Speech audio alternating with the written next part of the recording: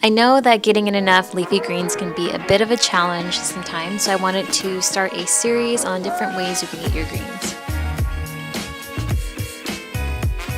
The first thing we have here is pesto. You can use this as a spread on sandwiches or wraps, or you can do what I did and use it on raw or cooked pasta. So instead of using cheese like you would for regular pesto, we're using nutritional yeast and then a base of soaked cashews. And you can alter the ingredients to fit your taste. If you want the pesto to be a little bit more grainy, I would add more nutritional yeast. And if you want a more strong and savory flavor, you can add more garlic. And then if you want it to be creamier, then add more soaked cashews. So this recipe makes about 1 pint and it will keep in the fridge for a few weeks. This time around, I used the pesto for zoodles. You can get a handheld spiralizer for under $10 at most home goods stores like Ross or Target or Bed Bath & Beyond. And then I also made a cooked pasta version with capellini pasta. So you just cook the pasta, stir in olive oil and then earth balance if you'd like, and then add your pesto in, and you can add extra seasonings to taste.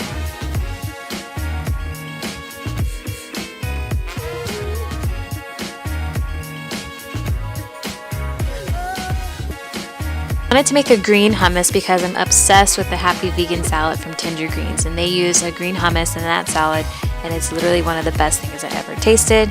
It's a mixture of spinach, arugula, cilantro, green onions, and of course chickpeas, so you're basically creating a protein super hummus.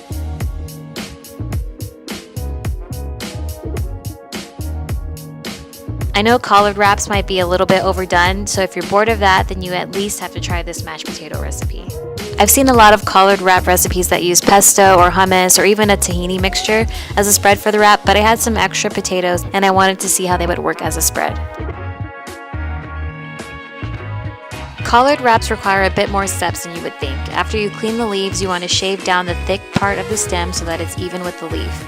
This will make wrapping easier. But that's not all, you also have to blanch the leaves and then let them steep in ice cold water so that they hold their texture. Before you place the greens into the ice water, stir in a teaspoon of apple cider vinegar. This will help to cut any bitterness, and you only need to let them steep for 20 to 30 minutes, but the leaves will still be usable if you forget about them and leave them in longer.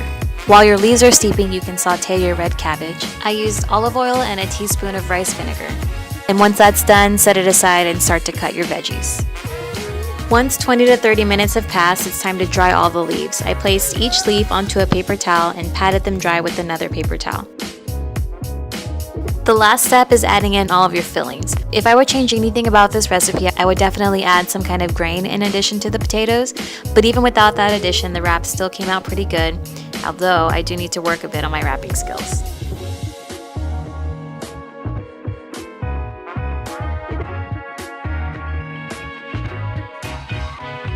One thing that's pretty cool about collard wraps is that you can freeze them and then reblanch any leftovers that you have. The frozen leaves will keep in the freezer for about 1 week, so collards are a great staple for someone into meal prepping. So what I'm doing here is just enveloping each leaf in parchment paper and then putting it in a gallon Ziploc bag.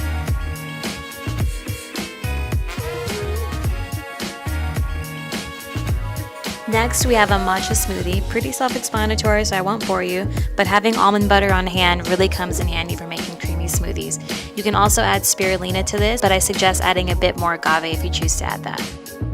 And I think that glass bottle is about 16 ounces, so let's say this makes maybe 20 ounces.